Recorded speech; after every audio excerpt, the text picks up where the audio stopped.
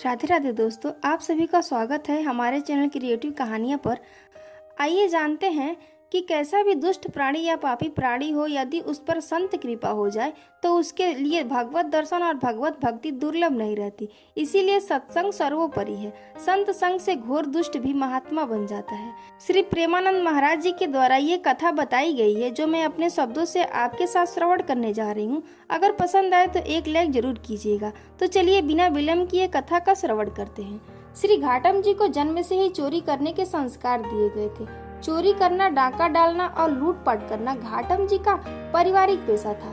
एक बार घाटम जी किसी वन में किसी को लूटने की तलाश में घूम रहे थे। उन्होंने देखा कि किसी वृक्ष के नीचे अश्रु प्रवाहित करते हुए कोई संत बैठे हुए हैं। वह संत भगवान के ध्यान में मग्न थे। संतों के दर्शन से तत्काल पाप नष्ट हो जाते हैं। तीर्थों का लाभ तो बहुत समय बाद मिलता है, लेकिन संतों के दर्शन का लाभ उसी क्षण मिल जाता है। घाटम जी उनके पास गए तो उनके हृदय में बहुत आनंद उमड़ा। उनका मन हुआ कि वह उन्हें झुककर प्रणाम करे, और उन्होंने सिर झुकाकर उन्हें प्रणाम किया। उन्होंने अपने जीवन में पहली बार किसी को प्रणाम किया। उन संत ने देखा कि कोई उन्हें प्रणाम कर रहा है, तो संत को बड़ा आनंद हुआ कि इस जीव पर प्रभु की कृपा हुई है। घाटम जी ने सोचा कि ऐसा कौन सा सुख है जिससे बिना कोई किसी भोग सामग्री और व्यवस्था के भी इनके अश्रु प्रवाहित हो रहे हैं। उन्हें लगा कि जरूर उनके पास कोई महान सुख है। महात्मा जी ने कहा, बैठ जाओ, जल्दी तो नहीं है। घाटम जी उनके समीप बैठ गए। महात्मा जी ने कहा, देखो बेटा, जीवन बहुत कीमती है। इस जीवन को सदैव भगवत चरणों में लगाना चाहिए और कोई गलत कार्य नहीं करना चाहिए। संत ने घाटम जी से उनके काम काज के बारे में पूछा। घाटम जी ने बताया कि मैं चोरी करता हूँ, डाका डालता हूँ और लूटपाट करता हूँ। महात्मा जी ने कहा, यह तो बहुत निंदनीय कार्य है। दूसरों का धन चुराने से और उन्हें पीड़ा देने से इस लोक और परलोक में सब नष्ट हो जाता है। तुम्हारे ऊपर भगवान की कृपा हुई है। नियम लो कि तुम आज के बाद कभी चोरी नहीं करोगे। घाटम जी ने हाथ जोड़कर कहा, यह कदापि नहीं हो सकता। यही मेरी जीविका है और मैं बचपन से हमारे पुरखों ने चोरी करना ही सिखाया है।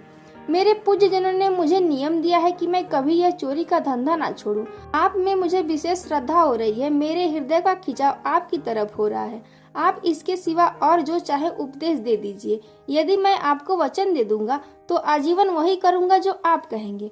उन संत ने कहा कि अगर तुम चोरी करना नहीं छोड़ सकते तो मेरी यह 4 बातें मान लो। पहली बात, सदैव सत्य बोलना। दूसरी बात, साधु सेवा में रुचि रखना। जब भी कोई संत दिखाई दे उन्हें प्रणाम करना और उनसे आदर और नम्रता से बात करना। कभी तुम्हारे घर संत आ जाए तो उन्हें भूखा मत जाने देना। उनको जल पिलाना, भोजन खिलाना और उनकी सेवा करना। तीसरी बात, आज के बाद बिना प्रभु को अर्पण किए हुए न जल पीना और न ही अन्न खाना। और चौथी बात, कहीं भी अगर भगवान की आरती हो रही हो तो बिना दर्शन किए वहां से मत जाना। घाटम जी ने संत जी को प्रणाम किया और जीवन भर उन 4 बातों को पालन करने का वचन दे दिया। घाटम जी लूटपाट आदि करके धन लाते, उन धन से साधु सेवा करते और जो फिर बचता उससे अपने परिवार को खिलाते।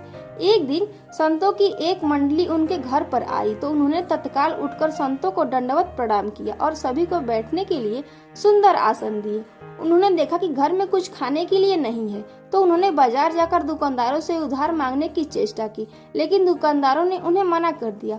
उस समय गेहूं की फसल की कटाई चल रही थी। उन्होंने देखा कि किसान लोग सो रहे हैं।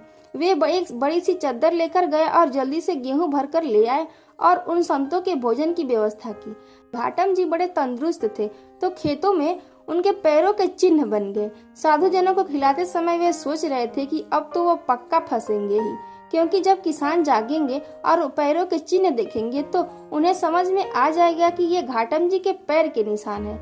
जैसे जैसे संत जन वो प्रसाद खा रहे थे वैसे ही बड़ी धूल भरी आंधी चली और वर्षा हो गई। उनके पैरों के चिन्ह मिट गए। यह बात देखकर घाटम जी को और विश्वास हुआ कि साधु सेवा कभी उन्हें फंसने नहीं देगी। उनके हृदय में बड़ा आनंद हुआ और संत सेवा के प्रति उनकी श्रद्धा बढ़ गई। एक बार कोई उत्सव था तो घाटम जी ने सोचा कि गुरुदेव के पास क्या ले जाएं।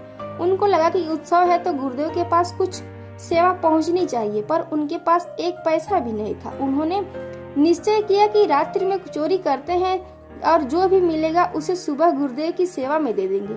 घाटम जी ने एक फौजी सिपाही का वेश बनाया और एक राजा के अस्तबल में घुस गए। रात में पहरेदारों ने आवाज दी कि कौन है।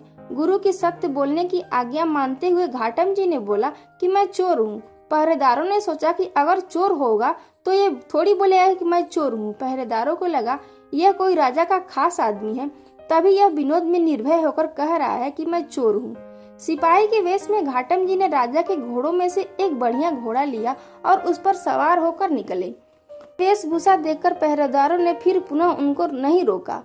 वहां से निकलकर उन्होंने सोचा कि घोड़े को कहीं बेच देंगे। रास्ते में प्रातःकाल ठाकुर जी की मंगला आरती हो रही थी। उन्होंने सोचा कि गुरु की आज्ञा है कि आरती हो रही है तो जरूर दर्शन करना चाहिए। उन्होंने घोड़े को बांध दिया और आरती के दर्शन करने के लिए चले गए। जब पहरेदारों ने सोचा कि राजा का कोई आदमी होता तो सबको सूचना होती, तब उन्हें समझ आया कि वास्तव में वह चोर ही था।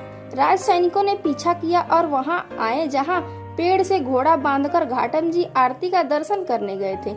सिपाहियों ने देखा तो घोड़ा वहीं पर था, पर उसका रंग बदल गया था। काले रंग का घोड़ा अब सफेद रंग का हो गया था। सिपाही वहां खड़े हो गए कि घोड़ा तो यही है, पर यह तो काला था, यह सफेद कैसे हो गया। इतने में आरती के दर्शन करके घाटम जी मंदिर से बाहर आए। सिपाहियों ने पूछा कि ये घोड़ा वही है ना जो तुम रात्रि में चुरा कर लाए थे, सत्य बोलना। घाटम जी बोले, हाँ मैं वही चोर हूँ और जो घोड़ा चुरा कर ले गया था। सिपाहियों ने पूछा कि वह घोड़ा तो काला था, ये सफेद कैसे हो गया। घाटम जी बोले कि यह तो ठाकुर जी जाने, मेरे गुरु जी ने कहा था कि आरती हो रही हो तो प्रभु के दर्शन करना, तो मैं दर्शन करने गया था, इतने में घोड़ा सफेद हो गया। ये मेरे गुरु जी का ही कोई चमत्कार होगा। यह बात सुनकर सभी सिपाही आश्चर्यचकित हो गए। सिपाहियों ने घाटम जी और घोड़े को साथ लिया और राजा के पास जाकर सारी बात बताई। घाटम जी की सत्यता और गुरु वचनों पर दृढ़ निष्ठा देखकर राजा बहुत प्रभावित हुआ। राजा ने कहा कि तुम चोर हो पर सत्य बोलते हो और संत आज्ञा का पालन करते हो, इसीलिए घोड़े का रंग बदल गया। राजा ने कहा कि जो प्रभु अपने जन के लिए ऐसा कर सकते हैं, उनकी निश्चित ही हमारे ऊपर कृपा होनी चाहिए, और कृपा तभी होगी जब हम आपका सम्मान करेंगे। राजा ने बहुत सारी संपत्ति घाटम जी के नाम कर दी। संपत्ति लेकर घाटम जी गुरु चरणों के दर्शन करने के लिए गए। घाटम जी की अपने गुरु पर श्रद्धा और बढ़ गई कि मुझ जैसे चोरी करने वाले को जहाँ राजा से दंड मिलना चाहिए था, वहाँ सम्मान मिला। वे गए और गुरु जी को भेंट समर्पित की उत्सव में सम्मिलित हुए।